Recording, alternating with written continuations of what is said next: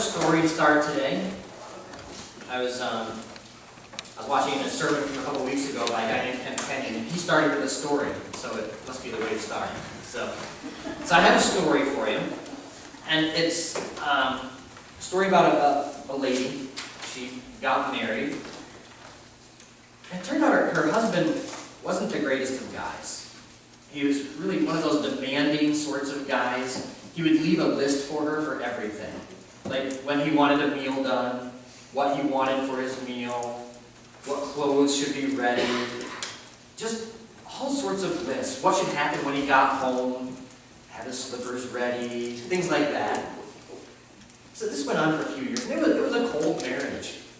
And the husband died. We're going to assume from natural causes. Make the story work. And so then, a few years later, the woman remarries. And she marries this guy that it's just this love story, you know, they're all fuzzy, hallmarks for the movie. They're in love, and it's just wonderful. And this is a few years, and then one day this lady's up in the attic and she's cleaning. And she comes across one of her first husband's lists. And first this chill goes through her body, just this, all these memories and things come back. And then she starts looking through the list. And she realizes she is now doing all of these things on that list for her current husband. She's not doing anything different. But it's because she loves her husband. Not because she's being told this is what you have to do. She wants to do these things because she loves him and she knows that he is doing things in return. So we come to the Lord's table today to celebrate the Lord's Supper. It's important for us to remember why we're coming. Not some sort of obligation, not because it's some sort of list that we're doing to keep a grumpy God happy. It's something that we're doing because we know that we are loved. It's something that we're doing to remember his love for us and to remind us of our love for him. As we do this, as we come to this table, it's important to remember who it is that loves us, to remember who Jesus Christ is. And our passage today from Acts chapter 10 gives us a picture of who Jesus is.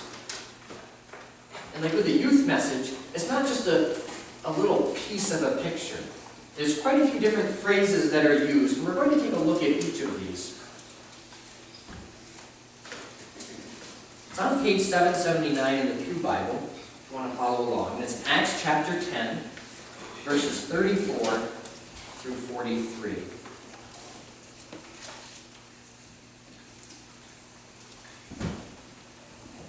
Then Peter began to speak.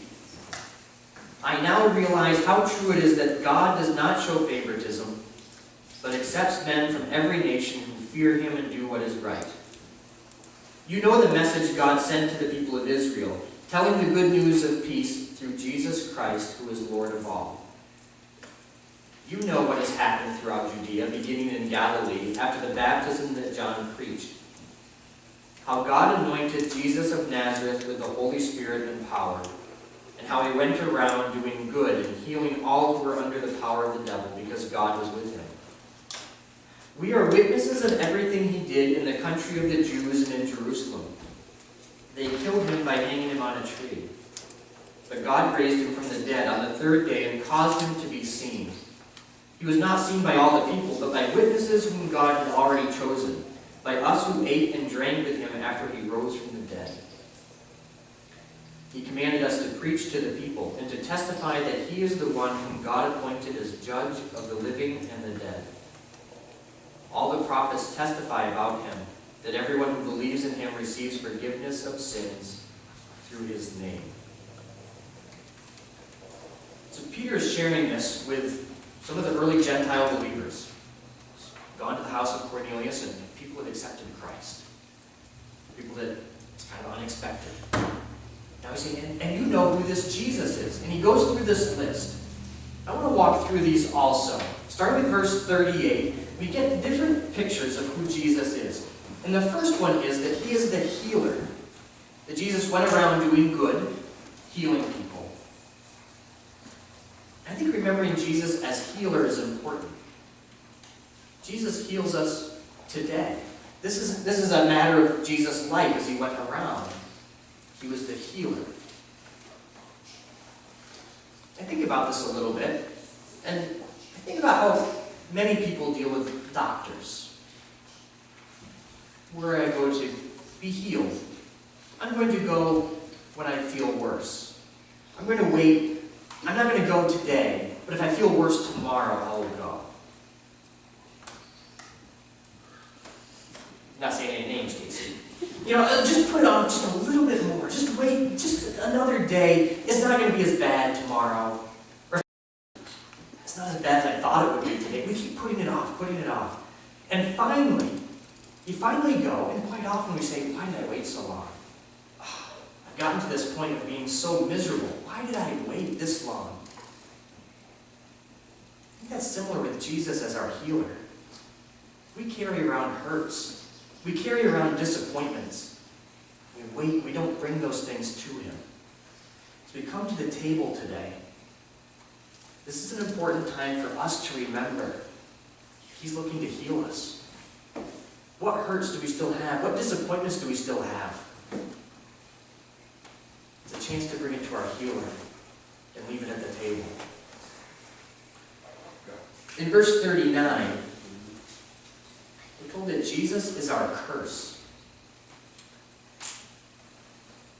The end of verse 39, it says, they killed him by hanging him on a tree, which is kind of interesting words kind of thrown in there. And it sends us right to Deuteronomy 21:23. God said, anyone who is hung on a tree is cursed. Galatians chapter 3 personalizes this. It says, each one of us, because we are not perfect, because we sin, we deserve the curse of eternal punishment. But Jesus was hung on a tree and became that curse. When we come to the table, we remember that Jesus took the curse for us. None of us deserve, none of us have earned an ability to be close to God for eternity. Because Jesus paid the price for us. And as we come to the table, it's important for us to remember what Jesus paid. The price of our curse. Going on into verse 40. See that God raised him from the dead on the third day. And this is something that we're looking forward to. We remember this in a couple of weeks. We remember distinctly Jesus' resurrection. It's also a part of what we remember here at the Lord's table. And I think that it's important to remember that Jesus was raised from the dead for a number of reasons. But following the idea of the curse, it's important because we're not only delivered from, we are delivered to. We're not only delivered from eternal punishment, we're delivered to eternal life with God. Think about this. If I invite you over to our house for supper, and I make chili with ghost peppers, with habaneros, with assortment of hot sauces, with chili powder, with cumin, all sorts of stuff, curry powder, ramen noodles, whatever. I throw it all in. Now, if I take that bowl from you, it's delivered from me. And that's good. But what's better is if Cindy makes a 10-course meal and that's delivered to you in its place. Not just delivered from the scourge of Carl's cooking, but delivered to something that's better. That's the picture that we have here. A reminder that we're delivered from the curse because Jesus paid for it. But we're delivered to an eternal hope. That's something to hold on to as we come to the table. In verse 41, it talks about how Jesus was seen by a number of people, not everyone, but to his witnesses, and he ate and drank with them. Now that's put here so we realize that Jesus was not a ghost. He wasn't some sort of mist floating around. He was real. He had come back to life. But he was a friend. somebody that comes to your table and eats with you. Jesus is our friend. Something important to remember today. Not just an eternal hope, but today we have a friend that is with us, that will come alongside us. As we come to this table, the question is, are we inviting him to our table?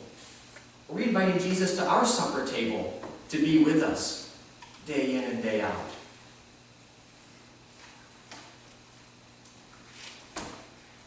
With the youth message, it's important that we don't focus on just one piece of Jesus.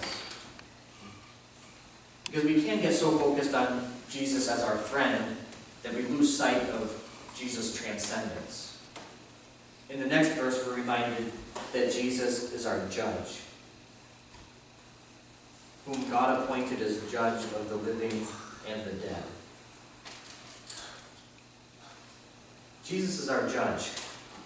And the question as we come to the table is, how committed am I? Am I guilty of being a Christ follower? Is my life lived in such a way that if I stood before a judge, I would be called guilty of following Christ? Question to ponder as we come to the table. How committed am I? The last verse here is Jesus as our forgiver. Everyone who believes in him receives forgiveness of sins through his name. Each one of us has junk in our lives that we carry around. Wrong stuff that we've done, wrong stuff that we've thought, wrong stuff that we've said, things that we wish we could take back. As we come to the table, this is our chance to leave it, because Jesus is the one who can forgive us. An important aspect is that we don't just come to the table with some sort of general blanket sort of forgiveness. When I ask someone for forgiveness for something that I've done that's wrong, I usually don't say, "Forgive me for all that I've done wrong, please." I usually ask for forgiveness for, this is a specific thing. Did you get that? That's for drama. Specific. It's hard to be tongue-tied. Ask God for specific forgiveness. It's easy to come to the table and say, forgive me for whatever I've done. That's not owning it. To own it is to say, God, I'm sorry that this is what I've done.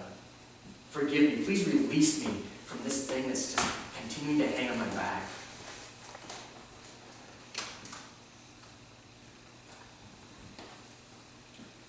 If as we come to the table, if we think, I don't think I really have anything specific to ask for forgiveness for, that's a red flag. I'd encourage you to be honest with yourself and with God. To leave things at the table, to know the freedom from the baggage, the bondage that we've been carrying around, of being yoked to something that we wish that hadn't happened. It's our chance to be free from that. We're going to come to the table now to know the love of Christ and to remember our love for him as our healer, as our curse, as our redeemer, as our friend, as our judge, and our forgiver.